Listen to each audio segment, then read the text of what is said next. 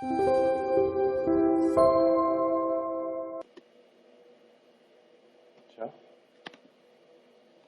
우선에 기부금 영수증 발급 명세서는 홈택스 신고 납부 메뉴 가셔서 일반 신고 그리고 기부금 영수증 발급 명세서 여기 오시면 되고요. 그래서 홈택스에서 전자신고가 가능한 서식입니다. 작성이 어려운 서식은 아닙니다. 자, 소식을 보시면 이렇게 되어 있고요.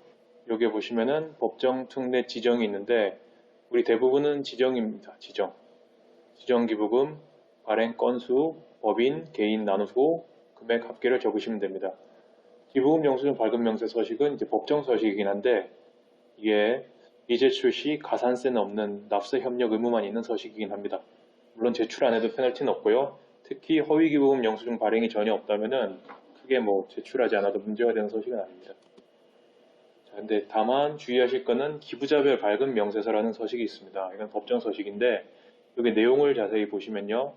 기부자 성명, 주민등록번호, 그다음에 주소, 그리고 기부금 영수증을 언제 발급했는지, 그리고 금액이 얼마인지, 기부자의 인적 사항과 금액은 정확하게 기록을 해야 됩니다. 물론 이 서식을 그대로 채우실 필요는 없어요. 이 서식에 있는 정보를 뭐 엑셀 파일로 관리하셔도 상관없고요. 뭐 MRM 같은 뭐 도너스 같은 그런 프로그램을 쓰시는 분들은 그 프로그램 입력하고 그 프로그램 자료를 언제든지 다운받을 수 있으면 됩니다. 이거는 이제 별도로 지금 제출한 서식은 아니고 국세청장이 제출을 요구할 때 제출한 서식입니다. 국세청장이 언제 제출을 요구할까요? 우리 단체의 기부금 영수증 발행이 뭔가 의심스럽다. 그럴 경우에는 이제 이 서식을 제출하라고 하겠죠. 이때까지 저는 이 서식 한 번도 제출해 본 적은 없습니다. 작년도 같은 경우에 보면은 대부분 그 허위 기부금 발급 영수증은 불교 단체들이 좀 많습니다. 불교 단체들. 특히 절. 자, 이 서식이 언제 도입됐는지 좀 역사를 거슬러 보면은 2017년도 법 개정 때부터 이제 이 서식이 생겼습니다. 왼쪽에 보시면 아시겠죠.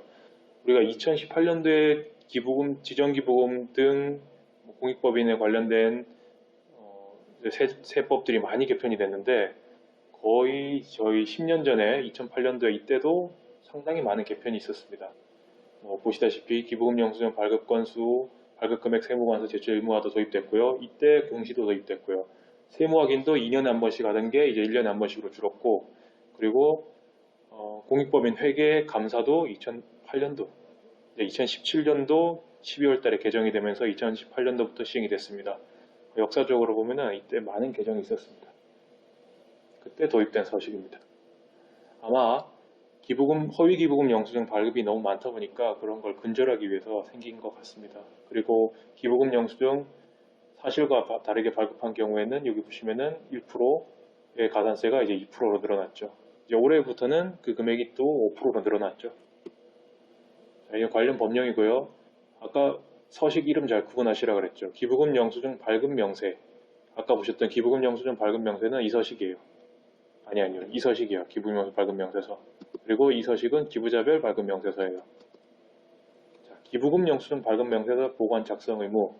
기부금 영수증을 발급하면은 5년간 보관해야 돼요. 기부금 영수증 발급 내역을. 그리고 요청할 경우에는 언제든지 이걸 제출해야 되죠.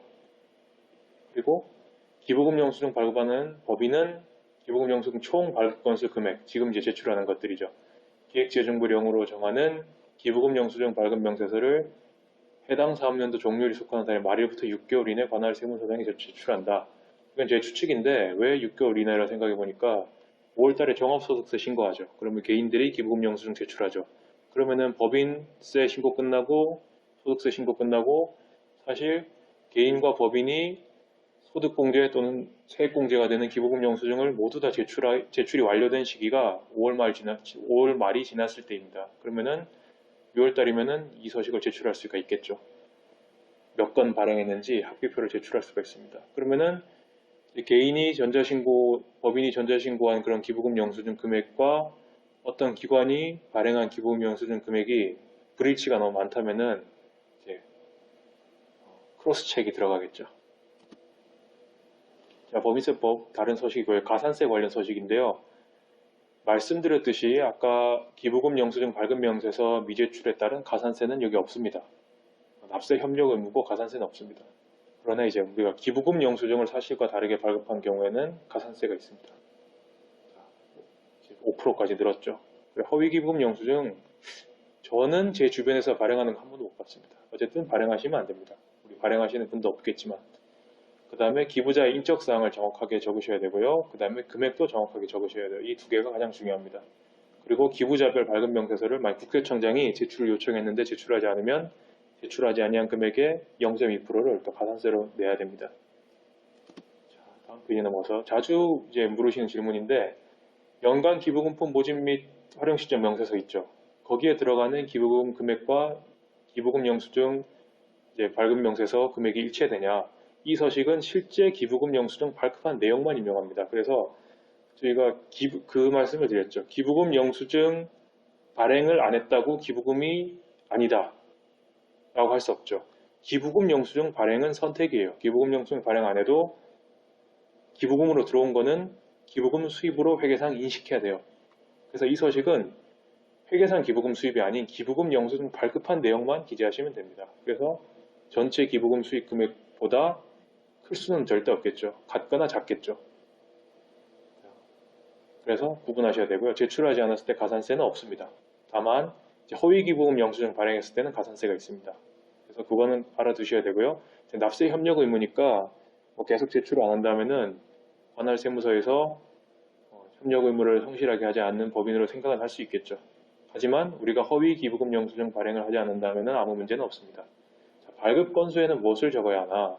발급 건수는 크게 중요한 변수는 아닙니다. 기부금 영수증을 몇 건 발행했는지 적는 칸인데 특정 개인에 대해서 매달 기부금 영수증 발행을 했다면 매달 건수를 합산해야겠죠. 월 정기 기부로 하는 분들이 있잖아요. 근데 그분들은 사실 1년에 우리가 한 번 발행하죠. 합산해서. 그럼 이제 한 건으로 계산하시면 돼요. 만약에 이 발급 건수 금액을 집계를 하지 않으셨다면 그냥 기부자 수를 적으셔도 크게 문제 없습니다. 발급 금액 합계액이 중요한 변수지 그 외에 발급 건수는 사실상 상대적으로 덜 중요한 변수입니다. 자, 이상 살펴봤고요. 기부금 영수증 발급 명세서 이제 각자 작성해서 제출해 보세요. 별로 어렵지 않고 크게 위험한 서식도 아닙니다. 네, 오늘 교육 마치겠습니다.